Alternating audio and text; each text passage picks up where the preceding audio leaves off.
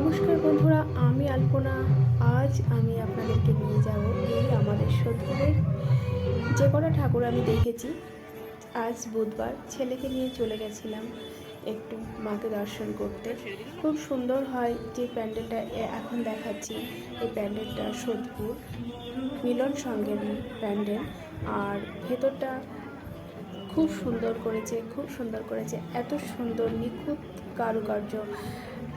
মানে সত্যি যদি না যেতাম তাহলে হয়তো জানতাম না কিংবা বুঝতে পারতাম না। সত্যিই খুব সুন্দর, মাও খুব সুন্দর লাগছে, মাকে দেখতেও ভীষণ মিষ্টি লাগছে, আর ভেতরটা সত্যিই খুব সুন্দর। আর আমার ছেলে দাঁড়িয়ে আছে, ছেলে তো আমার ভিডিও একদম পছন্দ করে না করা, তবুও আমি করি, আমার ভালো লাগে। তাই আপনারা দেখুন প্যান্ডেলটা, ঘুরে ঘুরে আমি প্যান্ডেলটা দেখাচ্ছি। আর সিলিংয়ের মধ্যে এরকম হালকা ঝাড়বাতি লাগানো আছে, খুব সুন্দর লাগছে এটা বাইরে থেকে।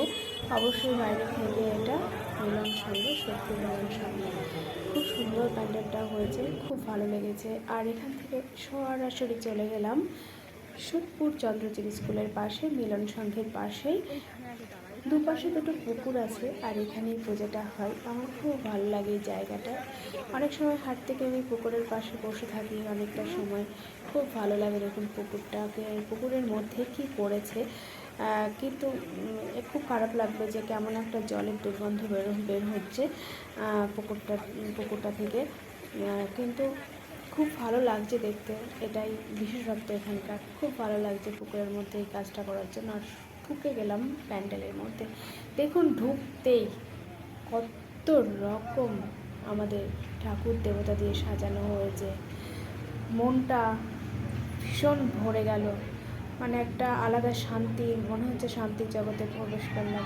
প্যান্ডেলের ভেতর ঢুকছি, দেখুন এখন মণ্ডপের ভেতর প্রবেশ করলাম। আর ঢুকেই সব থেকে এখানকার বিশেষ আকর্ষণীয় হলো পুরো সিলিংটা জুড়েই একটা বড় ঝাড়বাতি, খুব সুন্দর ঝাড়বাতিটা। সেই জন্য প্রথমে ঝাড়বাতি দেখালাম মাকে দর্শন না করিয়ে। এবার মাকে দেখুন, মাও খুব সুন্দর হয়েছে, মাকেও খুব ভালো লেগেছে। আর মণ্ডপের ভেতরেও সমস্ত আমাদের যত দেবদেবী আছে তাদেরকে সাজানো হয়েছে, তাদেরকে দিয়ে খুব সুন্দর। এটাও একটা অসাধারণ একটা প্যান্ডেল, সত্যি খুব সুন্দর করে ওরা, প্রতি বছরই খুব সুন্দর করে। আর এখানে আমার সোদপুরবাসী যারা আছে তারা কিন্তু সবাই ছুটে আসে এই ঠাকুর দেখার জন্য, এই মণ্ডপ দেখার জন্য, প্যান্ডেল দেখার জন্য। ভীষণ ভালো করে প্রতি বছরই এখানে খুব ভালো ডেকোরেশনটা হয়, কারুকাজটা খুব সুন্দর হয়। তাই আপনারা যারা সোদপুরের আশেপাশে আসেন অবশ্যই দেখে যাবেন এসে। এটা আর একটা পুকুরের মধ্যে এটা করেছে, এটা শুধু আলো দিয়ে সাজিয়েছে, খুব ভালো লেগেছে। এবং ম্যালেরিয়া মুক্ত পরিবেশ গড়ে তুলতে সাহায্য করুন।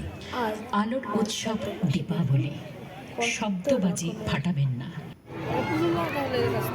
হ্যাঁ, তো নিতেই হবে নাকি, এমন কোনো কথা আছে?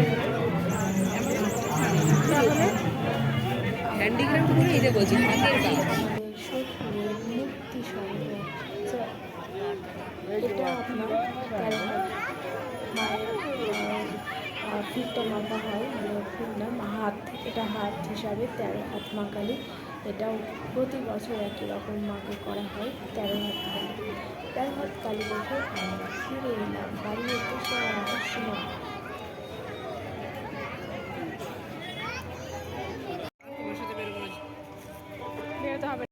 তাহলে দেখিয়ে দিলাম তো সোদপুরের কয়েকটা ঠাকুর।